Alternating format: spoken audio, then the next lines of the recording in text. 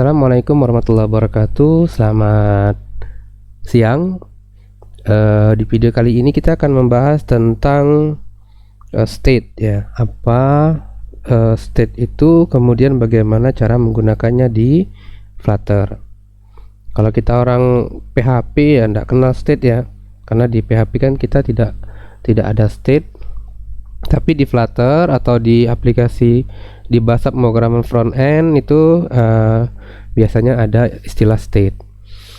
Oke, saya langsung saja. Di Flutter ini secara sederhana, state itu bisa kita jelaskan perubahan-perubahan yang ada di layar aplikasi kita.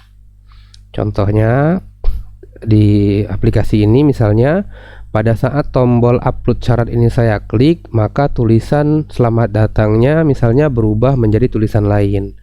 Nah, ini yang disebut dengan istilah state ya. Kalau di bahasa pemrograman lain itu tidak ada. Maksud saya kalau di PHP atau di Java itu kan kita tidak mengenal istilah state. Nah, sekarang kita lihat contohnya. Saya langsung contohkan, misalnya saya buat integer, variabel integer, misalnya nilai sama dengan 0. Kemudian selamat datang ini saya buat nih plus nilai dot to string. Nah, kemudian di bagian on presetnya kita buat nilai plus plus, kemudian kita print nilainya. Nah, jadi yang akan kita coba ini adalah pada saat user menekan floating action button ini, maka nilai ini yang tadinya nilainya adalah 0, ini 0 ini, maka dia berubah menjadi 1. Kalau ditekan lagi dia jadi 2 dan seterusnya. Oke, saya langsung coba klik. Oke, di konsol kita nilainya sudah 1, tapi di tampilan masih 0 ya. Kemudian saya klik lagi. Di konsol kita nilainya sudah 2, tapi di tampilan masih 0. Artinya state dari layar kita, aplikasi kita itu tidak berubah ya, padahal nilainya, nilai variabelnya berubah. Kalau saya tekan Ctrl S, baru nilainya berubah jadi 2 ya. Kenapa? Karena Ctrl S itu sama dengan kita memerintahkan Flutter untuk melakukan rebuild pada layarnya ya. Cuman kan tidak mungkin ya kita seperti itu dalam aplikasi ya. Nah, ini yang disebut dengan istilah state. Jadi tidak bisa dengan seperti ini saja ya. Nah, ada tambahan agar nilai ini, nilai yang ada di layar kita ini ikut berubah pada saat button ini kita tekan ya. Oke, jadi untuk menggunakan state di Flutter itu syarat pertamanya adalah kita harus extend ke kelas stateful widget. Jadi misalnya nama ini kelas saya sekarang homepage filenya, maka saya harus extend ke stateful widget ya. Jadi kan ada dua ya, ada stateful widget, kemudian ada stateless widget.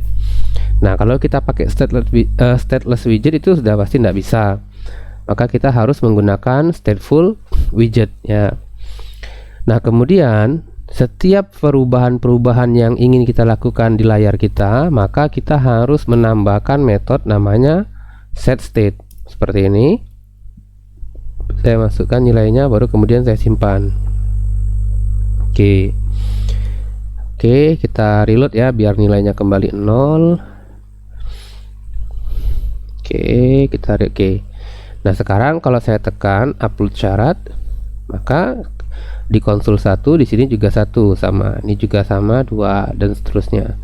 Artinya metode setState ini ya akan melakukan perubahan di variabel nilai yang ada di layar kita ini ya. Jadi setiap kali ada perubahannya kita harus panggil metode setState misalnya.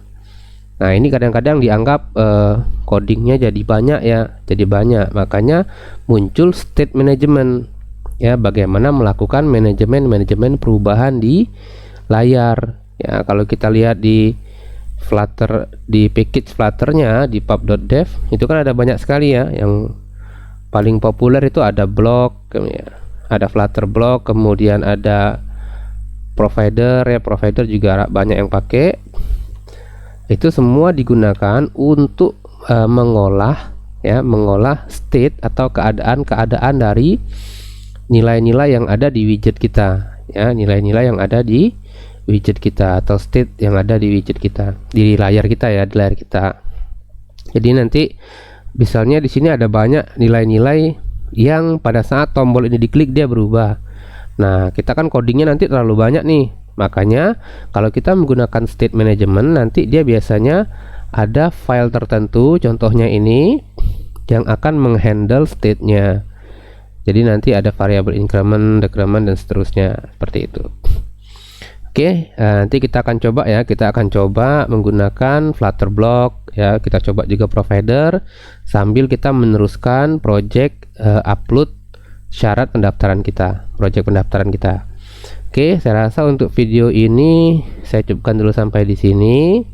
Nanti kita akan lanjut lagi di video berikutnya, yaitu mengupload file pendaftaran.